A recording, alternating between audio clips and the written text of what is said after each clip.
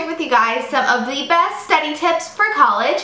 And I know when I was a freshman, I would have loved to see this video because tests in high school versus tests in college are totally, completely different things.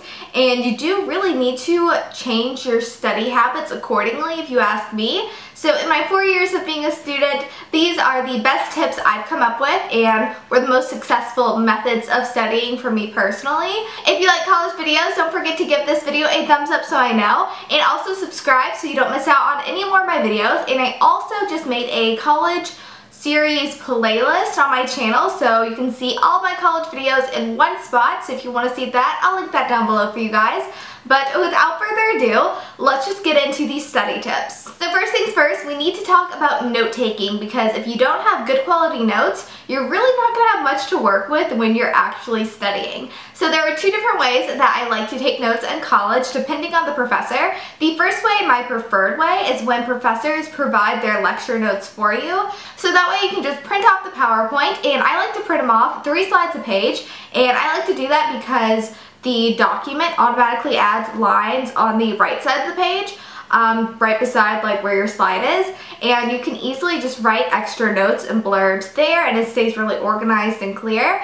And then it's just really easy to follow along in class because you aren't focused on just writing down whatever the professor says. You're actually able to listen and absorb the information while also adding in some like tidbits that you feel like are important. So when I had professors that didn't provide PowerPoints, I would either handwrite my notes or type them up, which are like the two obvious options. I only handwrote in classes where I know I could keep up, but some professors just talk a lot, or there's like a lot of information where typing is the most efficient way. When I had to type my notes, what I like to do is use the notebook option on the Word document, and basically it makes it look like you're writing in a digital notebook. It's kind of weird, but it's really cool, and it automatically has like bullet point indentions and stuff, so it's all very clear and kind of like outline format if that's how you wanted to take your notes.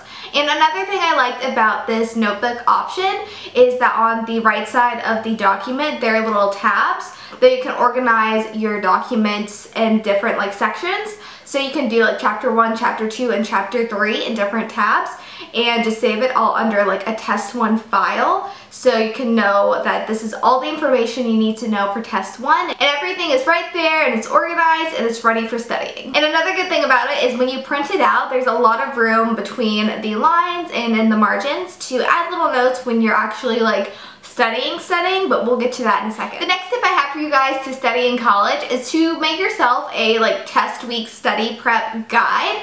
And in case you don't already know, in college, for some reason, all of your tests fall on like the same week. So you'll have a week of like 3 or 4 tests depending on how many classes you're taking.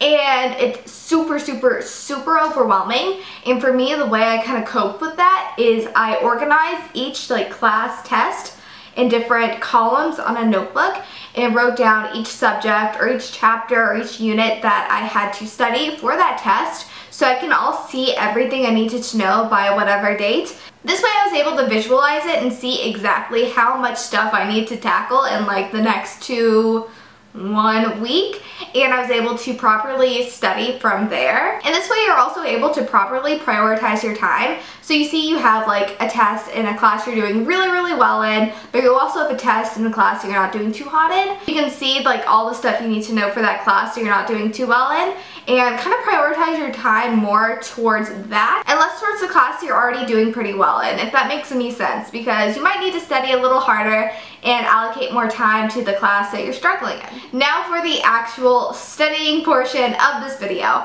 So for me, I like to study one of 2 ways. First way, flashcards. Love flashcards. A lot of college is understanding terminology and to be able to use the term, I guess, to understand the question, because test questions in college aren't going to be like, what does this word mean? Because that's way too easy. Instead, they're more conceptual, and they'll use like that term in the question, so you have to be able to understand the term and apply it to the question. so you can properly like answer the question. And if you know what the words mean, it makes it so much easier to answer the question correctly. So for me, flashcards were the best way for me to learn these terms quickly. The way I like to use my flashcards, instead of just like flipping through them one by one, I like to kind of break it down into smaller categories, so I feel like it goes by a little faster. And on like the desk in front of me, I always like to put down like 6 or 9 cards, terms side up, and then the terms that I know, I'd flip them randomly.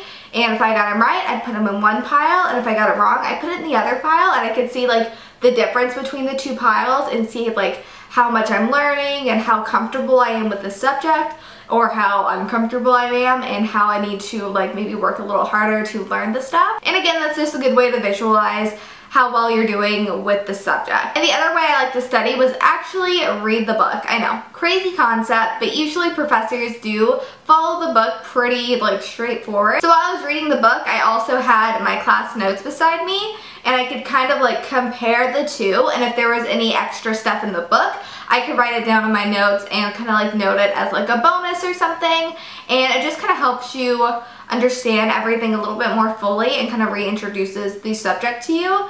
And really, honestly, reading the book never hurts. And my final actual study tip is be sure to take breaks. Breaks are so important. I usually took breaks every like 15-20 minutes just because it would get me like refreshed again and re-energized. I usually would just get up and talk to my roommates or play with my dog, or you know, do something active, walk around or something, and then I'd sit back down and refocus for another like 20 minutes.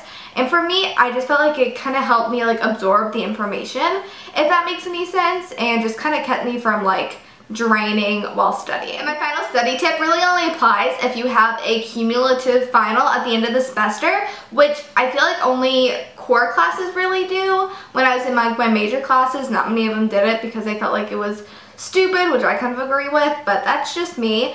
But you will have a couple professors who do a cumulative final, which basically means everything you've learned from the semester from the beginning to the end is fair game on the final, which is super stressful. But my biggest tip for that is to keep your notes organized from the beginning of the semester to the end, and kind of have them organized like on your computer or in a binder or something as like test 1 stuff, test 2 stuff, and test 3 stuff, or you know, however many tests you have in the semester. And you can tackle them like test by test while you're studying for your big final test. But just make sure you stay organized with your notes, because I know with me, after I take like my first test or my second test, I would literally just like do whatever with my notes, and then I'd realize I would need them for the final, and I would just kind of be screwed. Alright everyone, so those are all my study tips I have for you guys to be successful in college. I hope you guys find this video helpful. If you did, don't forget to let me know by giving me a thumbs up.